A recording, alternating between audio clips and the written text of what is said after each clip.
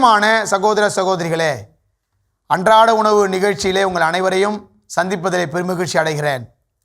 இன்றைய நாளிலே நம்முடைய ஆண்டு இயேசு கிறிஸ்து 2 கருத்துக்களை நாம் தியானிக்க வேண்டும் என்று அழகாக கொடுத்திருக்கிறார். கொடையாக பெற்றீர்கள், கொடையாகவே வழங்குங்கள் என்ற ஒரு வார்த்தை. இதை இடையிலே ஆண்டு இயேசு கிறிஸ்து நற்செய்தியில் இடையிலே இந்த இறைய வார்த்தை அழகாக பதிவு செய்திருப்பார். இந்த நற்செய்தியை வாசிக்கிற போது நாம் நம்முடைய உள்ளத்திலே தியானிக்க வேண்டிய கருத்து, நாம் நிறைய திறமைகளை பெற்றிருக்கிறோம், நிறைய ஆசீர்வாதங்களை ஆண்டு கொடுத்திருக்கிறார். ஆனால் ஒவ்வொருவருக்கும் வேறு மாதிரியான ஆசீர்வாதங்கள்.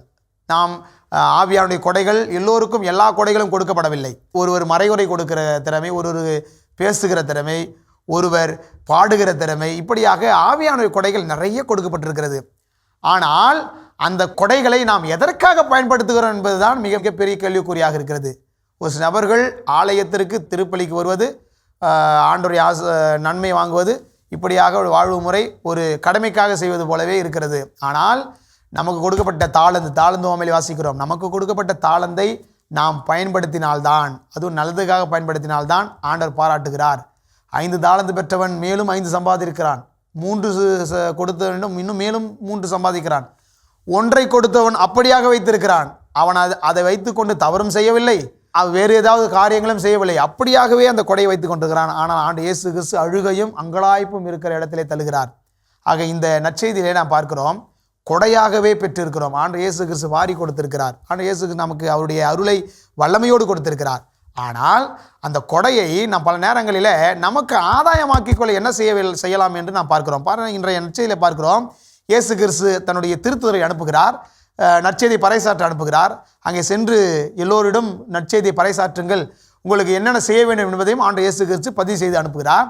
ஆனால் இயேசு கிறிஸ்து ஒரு அழகான ஒரு செய்தியை அவர்களோடு பதிவு செய்கிறார். என்ன அப்படின்னா, ஆண்டு இயேசு கிறிஸ்து நீங்கள் ஒரு வீட்டுக்கு அமைதியை கொடுக்கிற போது ஏற்றுக்கொள்ளக்கூடிய தகுதி அவர்களுக்கு இருக்குமானால் அது அவர்களுக்கு சென்றடையும்.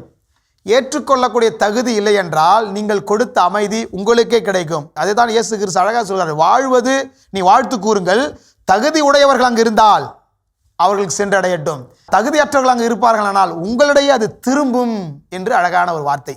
ஆக கொடையாக கொடுக்கிற போது, ஒரு திறமையை மற்றவர்கள் பயன்படுத்துகிற போது இதை மனதில் தாங்கிக் கொள்ளுங்கள்.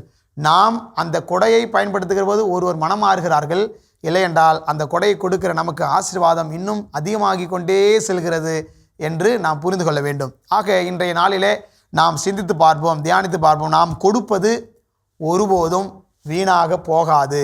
நாம் ஒரு நல்ல காரியங்கள் செய்கிறோம் என்றால், இவ்வளவு செய்திருக்கிறோமே, என்ன ஒன்றும் நடக்கவில்லையே, இது என்னுடைய பங்கு வாழ்க்கையிலும் பங்கு தலங்களிலும் இது நடந்திருக்கிறது, இவ்வளவு செலவு செய்கிறோம், இவ்வளவு உழைப்பை கொடுக்கிறோம், இவ்வளவு ஓடி ஓடி உழைக்கிறோம், ஆனால் மக்கள் இப்படியாக இருக்கிறார்களே என்ற ஒரு மெத்தனம் என்னிடமும் இருந்தது. ஆனால் ஒன்றை மட்டும் நான் அறிந்து கொண்டேன், நாம் உழைப்பது, நாம் கொடுக்கிற நல்ல நல்ல காரியங்கள் ஒரு நாளும் வீணாகாது என்பதை நாம் சிந்திக்க வேண்டும், புரிந்து கொள்ள வேண்டும்.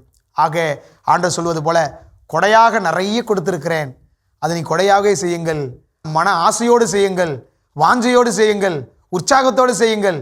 நிச்சயமாய் அதன் வழியாக உங்களுக்கு நிறைய ஆசீர்வாதம் கிடைக்கும்.